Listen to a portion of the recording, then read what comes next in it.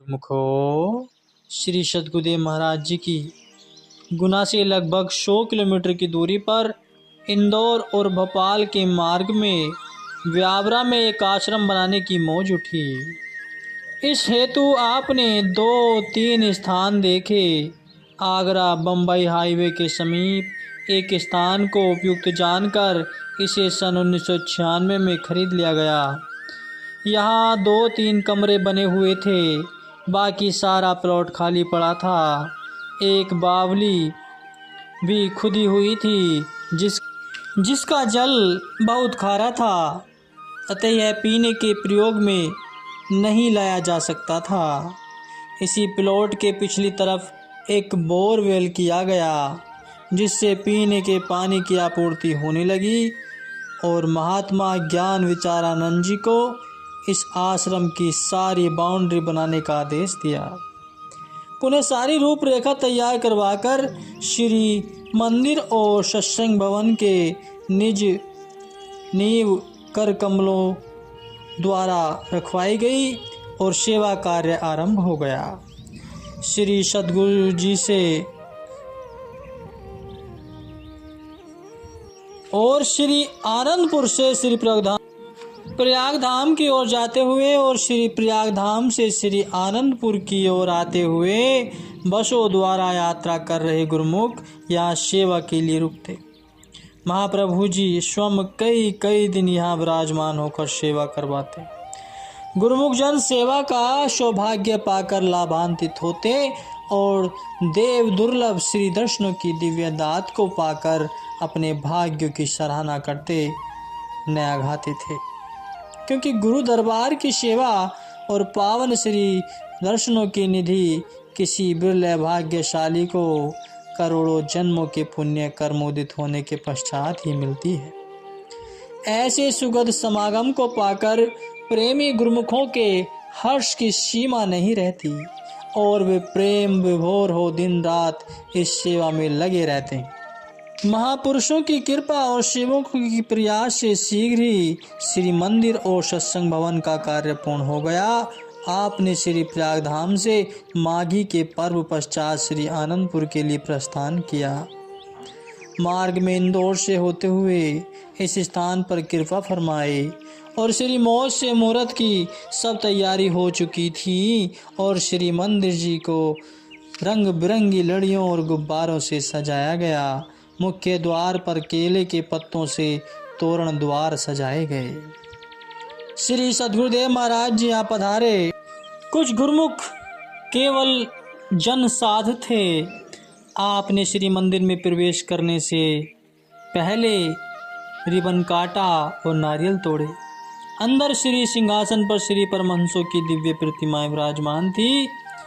हार पीताम्बर पहनाए और श्री आरती पूजा का कार्यक्रम संपन्न हुआ। उसके बाद आपने अपने पावन वचनों में फरमाया कि श्री आनंदपुर दरबार में जितनी कार्यवाही होती है सब गुरुमुखों के उद्धार और कल्याण के लिए होती है, इस जीवन के लक्ष्य को पूरा करने के लिए होती है।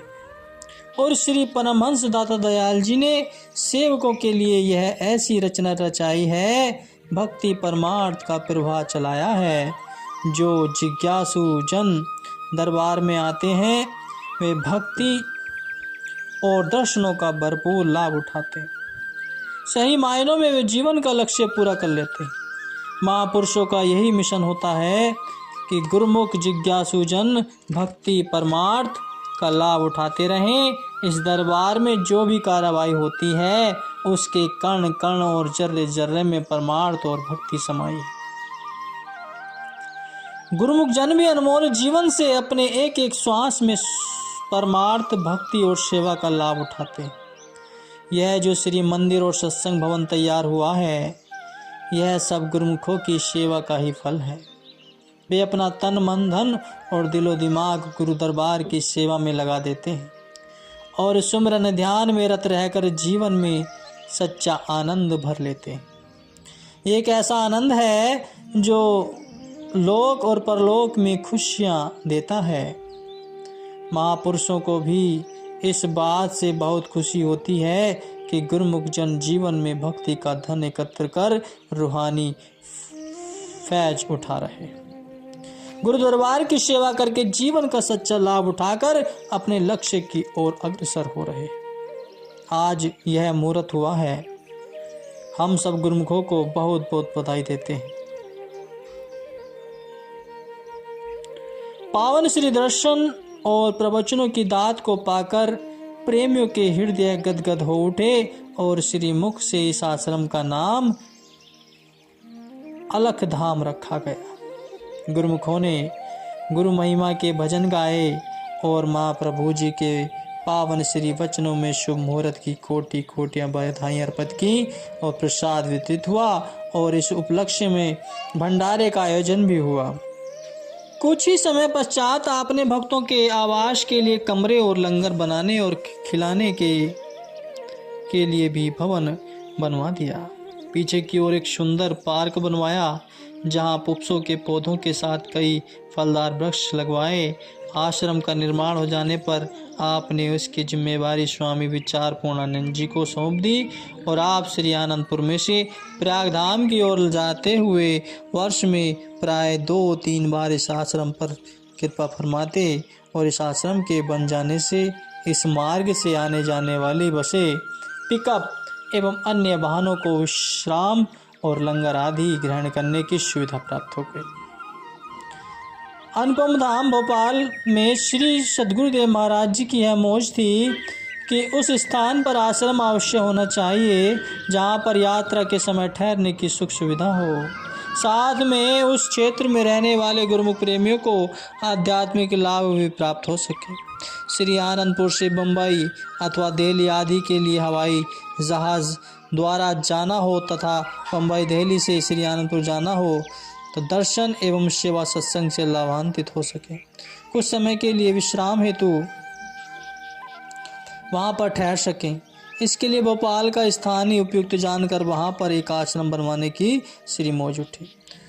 उस समय भोपाल में केवल 4 परिवार ही गुरुमुख थे और श्री स्वामी विचार पूर्णानंद जी ने विनय की, प्रभु यहाँ तो केवल 4 परिवार ही गुरुमुख हैं, उनके लिए आश्रम बनाने की क्या ज़रूरत है। तो वे महाप्रभु जी के आने जाने के समय अपने घर में ही पूरा प्रबंध कर सकते हैं।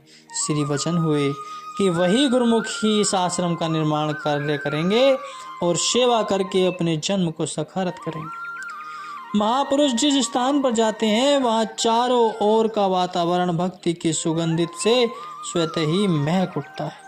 संस्कारी अधिकारी रूहें अपने स्थान को पाकर आत्म कल्याण करती हैं और प्रफुल्लित होकर अपने मानव जन्म के ध्येय को प्राप्त कर लेती। यहाँ पर हवाई अड्डा होने से कई गुरुमुख प्रेमी इस आश्रम की सुविधा का लाभ उठा सकेंगे। भोपाल में अरेरा कॉलोनी में एक स्थान को उपयुक्त जान वह जगह आश्रम के लिए खरीद ली गई। इसमें एक छोटे हॉल कमरे के साथ 3 अन्य कमरे बने हुए थे और महाप्रभु जी ने श्री मुख से इसका शुभ नाम अनुपम धाम फरमाया। हॉल कमरे में ही मंदिर बनवाकर वहाँ श्री आरती पूजा का कार्यक्रम आरंभ करवा दिया। श्री गुरु महाराज जी जब वहाँ कृपा फरमाते तो श्री दर्शन भी वहीं खुलते। जहाँ सतपुरुष चरण धरते हैं वह स्थान पवित्र एवं पूजनीय बन जाता है। इस स्थान की महिमा भी जैसे तैसे फैलने लगी तो संगतें यहाँ आकर श्री दर्शनों का लाभ प्राप्त करने लगी। सत्पुरुषों से सच्चे नाम की दीक्षा प्राप्त करके भक्ति की ओर अग्रसर होने लगी। संगतों की बढ़ती हुई संख्या को देखते हुए वह उन्हें परमार्थ लाभ आसानी से सुलभ हो सके, इस हेतु श्री सद्गुरुदेव जी महाराज जी ने यहाँ बड़े हॉल का निर्माण कराया। इसी हॉल कमरे के एक और श्री परमहंस अद्वैत मंदिर की स्थापना की। इनके शुभ मुहूर्त हेतु आपने भोपाल कृपा फरमाई।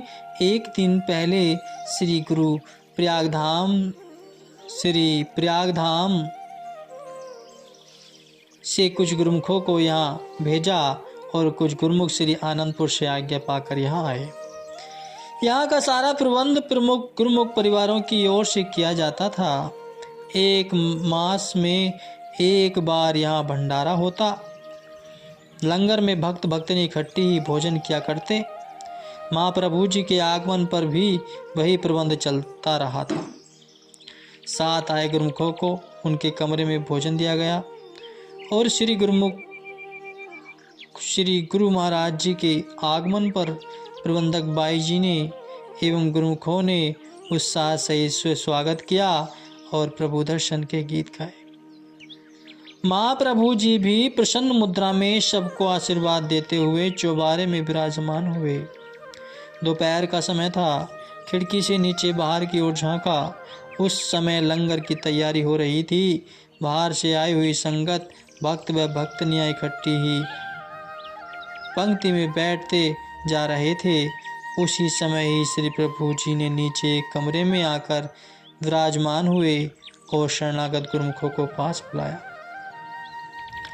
कि श्री सद्गुरुदेव महाराज जी ने फरमाया कि आप सब कल से यहाँ आए हुए हो और देख रहे हो कि यहाँ का प्रबंध श्री आनंदपुर से बिल्कुल ही भिन्न है, अलग है। तो हम आपको सचेत करते हैं कि जहाँ भी जाओ अपने लिए स्वयं सेवा ढूंढो। सेवा ही वास्तविक पूंजी है। जितने दिन यहाँ रहना है आश्रम की सफाई करो। लंगर में भोजन श्री आनंदपुर के नियम अनुसार भक्त भक्तनियों को अलग अलग पंक्तियों में बिठाकर करवाया जाए। पुनः बाई जी प्रचारिका एवं प्रमुख परिवार से प्रबंधकों को बुलाया फरमाया कि अब तो साथ आए गुरुमुख जन सेवा करेंगे। इसके पश्चात भी यहाँ पर यही नियम लागू रहेगा। सेवा ही संजीवनी है। जितनी जितनी सेवा स्वयं करोगे उतना ही मन पवित्र और शुद्ध होकर भक्ति में आगे बढ़ता जाएगा। सेवा ही हमारे दरबार का आभूषण है। अतः आप सब सेवा में मशगूल रहकर अपने समय को सकारात्मक करें। श्री सद्गुरुदेव महाराज जी ने इस नवनिर्मित हॉल कमरे का शुभ मुहूर्त 25 मई 1986 के शुभ दिन बहुत धूमधाम से किया। इस शुभ अवसर पर महाप्रभु जी ने श्री मंदिर जी में श्री परमहंस महान विभूतियों की प्रतिमाएं निज कर कमलों से विराजमान की और पुष्पमालाएं पहनाकर शुभ भाल पर केसर तिलक लगाया और श्री आरती पूजा का कार्यक्रम हुआ। तो श्री वचन हुए कि अगर विचार से देखा जाए तो सारे संसार में हर एक इंसान यह कोशिश कर रहा है कि उसको शारीरिक सुख सामान अधिक से अधिक उपलब्ध हो। हर वक्त जीव की यही कोशिश होती है कि शारीरिक सुख के लिए सब सामग्री एकत्रित कर लूं। उसकी समझ व दौड़ धूप शरीर तक ही सीमित है। यह तो सबको ख्याल होता है कि दुकान मकान अथवा फैक्ट्री बनाऊं, लेकिन यह ख्याल किसी को भी नहीं होता कि मंदिर बनाऊं। आज इस सत्संग भवन तथा श्री परमहंस अद्वैत मंदिर का निर्माण इसलिए हुआ है ताकि गुरुमुख जन अपनी आत्मा का कल्याण करके भविष्य को सुधार सके। ये बिरले आप जैसे गुरुमुखों को ही समझ होती है कि आत्मोन्नति के साधनों से ही खुशहाली है। महापुरुष भी सदैव परमार्थ एवं आत्मिक कल्याण के लिए ही जीव को आगाह करते हैं। जैसे परम संत से कबीर साहिब जी कहते हैं कि यह दुनिया दो ही रोज की, मत कर याते हेत गुरु चरणन से लागिए, जो पूरन सुख देत। महापुरुष तो समझाते हैं कि यह दुनिया 2 रोज की है। आखिर जीव को कहाँ जाना है? जो ईश्वर से ताल्लुक़ रखते हैं और दुनिया में दिल नहीं अटकाते, वास्तव में वही बहादुर हैं, सूरमा है। महापुरुषों का यही मिशन होता है कि जीव मानुष तन को पाकर असली लक्ष्य को प्राप्त करे। क्योंकि जीव जिस काम के लिए आया है, अगर वह नहीं किया तो इसे शर्मिंदगी उठानी पड़ेगी। इस अनमोल तन के बदले 84 के चक्कर में जाना पड़ेगा। यह कितना भारी नुकसान है। गुरुवाणी में वर्णन आया है, अब रे काज तेरे कीते न काम, मिलू साध संगति भजू केवल नाम। कि दुनियावी काम तेरे काम के नहीं आएंगे। सत्पुरुषों की चरण शरण ग्रहण कर, मालिक की भजन बंदगी कर, नाम की कमाई कर। विचारवान गुरुमुख ही भक्ति करके यहाँ भी सुख से रहते हैं और परलोक भी सुहेला कर लेते हैं। सब गुरुमुख जन श्री वचनों की इस अमूल्य दात को पाकर सच्चे आत्मिक आनंद से सराबोर हो गए। शुभ मुहूर्त एवं बधाइयों के भजन गाए गए। सर्वत्र आनंद ही आनंद छा गया। इस खुशी के उपलक्ष्य में भंडारे का आयोजन हुआ एवं प्रसाद भी वितरित किया गया। आश्रम से कुछ ही दूरी पर एक भक्त जी ने नया मकान बनवाया था। उसकी माताजी उस समय बम्बई अस्पताल में थी। माताजी को जब वहां पता चला कि महाप्रभु जी भोपाल में विराजमान हैं, उसने अपने बेटे को फ़ोन द्वारा कहा कि मेरी हार्दिक इच्छा है कि श्री गुरु महाराज जी हमारे मकान को अपनी पावन चरण रस से कृतार्थ करें। वह भक्त सोचने लगा कि भगवान को घर बुलाने के लिए कुछ सेवा होनी चाहिए। मुझ में इतनी सामर्थ्य नहीं कि मैं तुरंत ही कोई ऐसा प्रबंध कर सकूं। अब यह विचार उसके मन में चल ही रहा था कि अंतर्यामी श्री प्रभु जी ने उसे समीप बुलाया और फरमाया कि भक्त जी आप अपनी माता जी की इच्छा को पूर्ण करें और हम आपके घर आज शाम को ही आएंगे। इन पावन श्री वचनों को श्रवण कर जहाँ एक तरफ उसकी अंतरात्मा प्रफुल्लित हो रही थी, वहाँ दूसरी ओर मन अपनी माया फैलाने लगा। किंतु सब ख्याल हटाकर वह एक दो भक्तों को साथ लेकर अपने घर की ओर चल पड़ा। शीघ्र ही उसने जितना संभव हो सका तैयारी की। शाम के समय श्री गुरु महाराज जी आत्मविचार परमानंद जी एवं महात्मा परम योगानंद जी को साथ लेकर उस भक्त जी के घर कृपा फरमाई। उसने श्री प्रभु जी का आभार प्रकट करते हुए सेवा भेंट करते हुए विनय की, प्रभु यह मेरे तुच्छ पुष्प स्वीकार कीजिए। श्री वचन हुए कि अपनी सामर्थ्य से अधिक सेवा भेंट हमें स्वीकार भी नहीं है। अब इस समय आपकी माता जी के बम्बई होने पर भी उनकी अंतरात्मा कितनी प्रफुल्लित हो रही है। आपके मन में भी जो श्रद्धा भाव और भक्ति का संचार हुआ है, यही भेंट ही हमें स्वीकार है। अब आप नित्य नियम से आश्रम में जाते रहना और श्री आरती पूजा सेवा सत्संग सुमिरन ध्यान इन 5 नियमों का पालन करते हुए भक्ति कमाना, यही मानव जीवन का ध्येय है। महापुरुष इसके लिए सुजागर करते हैं और उनकी प्रसन्नता भी इसी में है। लंदन से एक गुरुमुख जो उस भक्त जी के साथ वाले मकान में ठहरा हुआ था और से दरबार में जुड़ा हुआ था, उसे यह विदित नहीं था कि यहाँ भोपाल में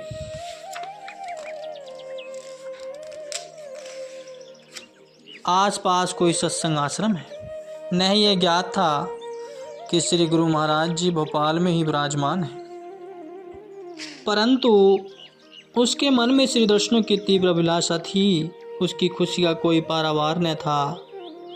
जब उसे पता चला कि महाप्रभु जी तो उसके साथ वाले मकान में विराजमान हैं, वह शीघ्र ही सेवा भेंट लिए हुए वहां पहुंच गया। उसने दंडवत प्रणाम कर श्री दर्शन किए और प्रेमाक्षों से श्री चरण धोड़ दिए। विनय करने लगा, प्रभु आपने तो मेरी हार्दिक भावना को पूर्ण कर दिया। मैं किसी विशेष कार्य से कुछ एक दिनों के लिए आया था। सोच रहा था कि इतने कम समय में श्री आनंदपुर जाने का कार्यक्रम कैसे बनाऊं, लेकिन आत्मा श्री गुरु महाराज जी के श्री दर्शनों के लिए ललायित थी। आपको सम्मुख पाकर किस मुख से मैं इस क्षण और पल की महिमा का बयान करूं। इस समय मेरी दशा ऐसी है कि की आत्मा मानो आनंद व सुख के समुद्र में गोते लगा रही है। आपके प्रेम में, श्री दर्शन में, नयनों की दिव्य ज्योति में, सुंदर छवि में समाहित होकर मैं अलौकिक सुख संपदा से मालामाल हो गया हूँ। प्रभु अपने दासों को इसी प्रकार ही शीघ्र निहाल किया करें। श्री प्रभु जी मुस्कुरा दिए और एक ही झलक में उसे असीम सुखों का खजाना